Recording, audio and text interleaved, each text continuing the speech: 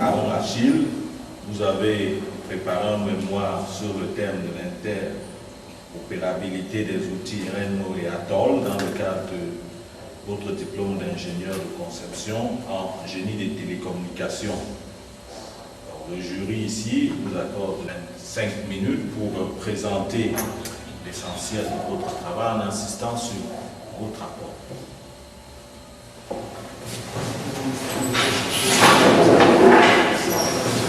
Merci, président du jury, membres du jury, chers parents, camarades et invités, merci d'avoir répondu présent à la présentation de mon mémoire de fin d'études dont le thème est interopérabilité des outils Reno et Atoll. La dite présentation s'articulera comme suit: le lexique, l'introduction, le contexte, la problématique, une approche méthodologique, quelques résultats qui sortiront par une conclusion. Lexique. BCCH, Broadcast Control Channel, c'est un canal logique à travers lequel sont diffusées périodiquement des informations système variant très peu dans le temps. BASIC, Base Station Identification Code, c'est un code de couleur permettant de distinguer deux stations de base qui trafiquent sur la même fréquence BCCH. CSUI, Carrier to Interference Ratio, c'est le rapport signal sur interférence. CPI, Cell Identity, c'est un entier codé sur 16 bits et permettant d'identifier de façon unique une cellule donnée. HO, Handover, mécanisme permettant à un mobile de transférer sa communication d'une cellule à une autre. Et enfin, RNO, Radio Network Optimization Tools, c'est un outil d'aide à l'optimisation radio. Introduction. Il n'aura pas fallu beaucoup de temps au téléphone portable pour devenir aussi indispensable que la télévision.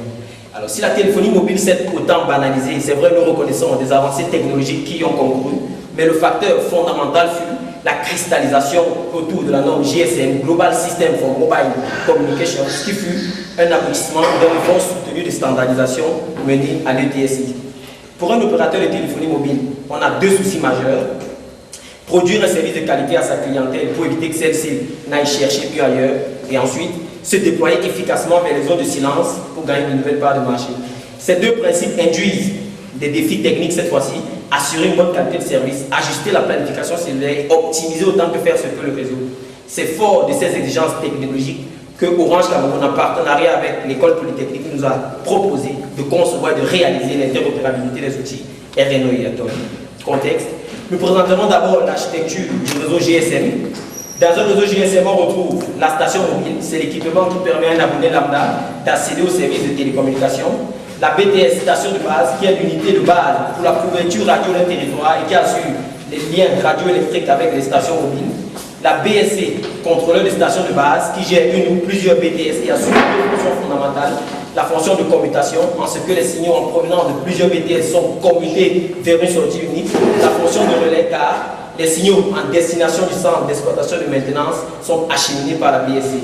En amont de la BSC, on trouve le transcodeur qui permet d'adapter les signaux issus du réseau fixe au codage de la voix en provenance de l'interface radio. L'ensemble formé par la station mobile, la station de base, la BSC et le transcodeur est appelé sous-système radio. Ensuite, nous avons le commutateur MSC qui assure l'interfonctionnement entre le réseau de télécommunications, comité public et le système cellulaire. Puis viennent certaines bases de données, notamment le HLR, l'enregistreur de localisation nominale, qui contient les informations relatives aux abonnés du réseau. Puis le VLR, l'enregistreur de localisation des visiteurs, qui contient les informations dynamiques des abonnés présents dans la zone géographique considérée. Et enfin l'EIR, l'enregistreur des équipements, qui contient les informations relatives aux équipements qui accèdent au réseau. L'ensemble formé par le commutateur et les différentes bases de données est appelé sous-système réseau. Ensuite, nous avons l'OMC, le centre d'exploitation et de maintenance, qui est l'entité de gestion et d'exploitation du réseau. Et l'ensemble formé ici est le sous-système d'exploitation et de maintenance. L'architecture du réseau GSM présentée montre que le sous-système radio est la partie la plus complexe car devant intégrer la mobilité constante des usagers. C'est aussi le maillon faible parce que, lié à l'abonné, tout problème au niveau du sous-système radio sera répercuté au niveau du client.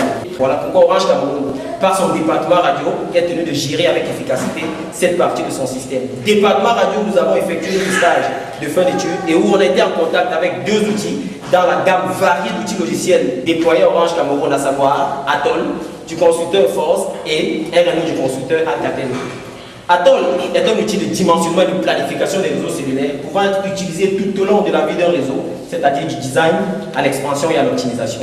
L'écran d'Atoll présente une fenêtre à gauche explorateur, puis une fenêtre ou espace de travail où on peut déjà apprécier un modèle numérique du terrain.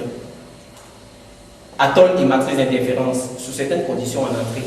Atoll permet de générer des matrices d'interférence qui sont des fichiers d'extension CLC présentés au transparent où on voit le TIO, identifiant unique de la cellule interférée, l'identifiant unique de la cellule cible, les différents seuils de CCI et les proportions cumulées d'échantillons de CCI entre cellules CRE et cellules cibles. Ensuite, est associé à un tel fichier, ce qu'on appelle le fichier dictionnaire, qui donne la relation entre le nombre effectif de la cellule et l'identifiant unique se trouvant dans la matrice d'interférence précédemment présentée. Notons enfin que la connaissance des potentiels brouilleuses associées aux matrices d'interférence permettent à Atoll de produire des plans de fréquence qui réduiront considérablement, je vais y arriver, les brouillages entre cellules. RNO. Nous avons parlé de l'architecture d'un réseau GSM. On a vu qu'il y avait en bonne place l'OMC, le centre d'exploitation et de maintenance. Chaque événement qui se produit dans le réseau est compté au niveau de l'OMC. Un appel est compté, un échec d'appel c'est compté, un handover, une interférence, tous ces événements incrémentent des compteurs au niveau de l'OMC. RNO est donc l'outil logiciel qui va permettre de récupérer les valeurs de ces compteurs, de les manipuler et d'en faire un affichage convivial et surtout facilitant la vie aux ingénieurs.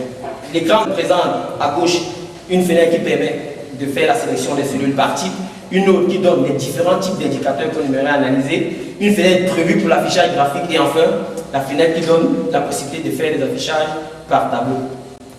RNO et flux de handover. Nous avons parlé du handover comme étant le processus qui permet à un mobile de transférer sa communication d'une cellule à une autre. C'est un événement qui, chaque fois qu'il se produit entre cellules A et B, incrémente des compteurs au niveau de l'OMC. RNO récupère les valeurs de ces compteurs et affiche ce que nous appelons la matrice de flux de handover qui est présentée au niveau du transparent où on reconnaît la cellule serveuse A, la cellule cible appelée aussi voisine déclarée en handover avec la serveuse A, et puis le flux ou nombre de HO de handover entrant entre A et B, il vaut ici 901. Ensuite, dans le même tableau, on reconnaît le flux ou nombre de handover sortant entre A et B, il vaut 903. RNO et matrice d'interférence. Chaque fois qu'une cellule ouvre sa zone ou alors arrose sa zone de couverture, son champ rencontre celui de ses voisines. Chaque fois qu'il y a une telle rencontre, c'est une interférence et des compteurs s'incrémentent au niveau de l'OMC. RNO récupère, comme on l'a dit, les valeurs de ces compteurs et présente pour chaque cellule la matrice d'interférence relative où on reconnaît les plages de CCI et les différentes cibles rencontrées. Elles sont de deux types. Les cibles déclarées en handover avec la cellule serveuse qui apparaissent avec le triplet MCC, MNC, CI, C-Identity et les cibles qui sont non déclarées en handover et qui apparaissent juste avec le couple BCCH. Rappelons que plusieurs cellules dans le réseau peuvent partager le même couple basique BCCH. Donc, les cellules qui sont non déclarées en handover avec la cellule serveuse seront plus difficiles à déterminer ou à reconnaître. Dans la même matrice, on reconnaît le tableau qui donne les échantillons de CCI entre cellules serveuses et cellules cibles. Et très important, la partie qui propose les proportions d'échantillons de CCI entre cellules serveuses et cellules cibles. Enfin, notons qu'il existe une partie cartographie sur RNO qui n'est pas utilisée jusqu'ici. Quelques notions pour la route. Fréquence et ARFCN. La norme GSM et sa variante DCS propose deux bandes, l'une autour des 900 et l'autre autour des 1800. Il est prévu que chaque fréquence soit identifiée par un numéro unique appelé ARFCN, tel que deux fréquences exprimées en net et espacées de 200 kHz soient représentées en termes d'entiers avec deux entiers tout simplement consécutifs. Notion de brouillage et de paire réceptionnelle. Brouilleuse du type HO, une cellule voisine B, est brouilleuse potentielle d'une cellule serveuse A, ou alors la paire AB est paire réceptionnelle si la proportion de flux de handover entre A et B est supérieure à 0,5%. Brouilleuse du point de vue CI, une cellule cible B est potentielle brouilleuse d'une cellule serveuse A, ou alors la paire AB est paire réceptionnelle si le rapport signal sur interférence entre A et B est inférieur à 12 dB.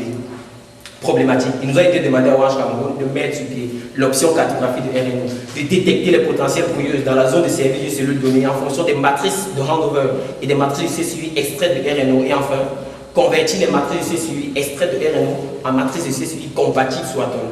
L'approche méthodologique, la voici. Premièrement, mise sur pied de l'option cartographie de RNO par la création d'un RNP projet. Un RNP projet, c'est simplement un répertoire où nous avons un dossier qui porte le nom du projet.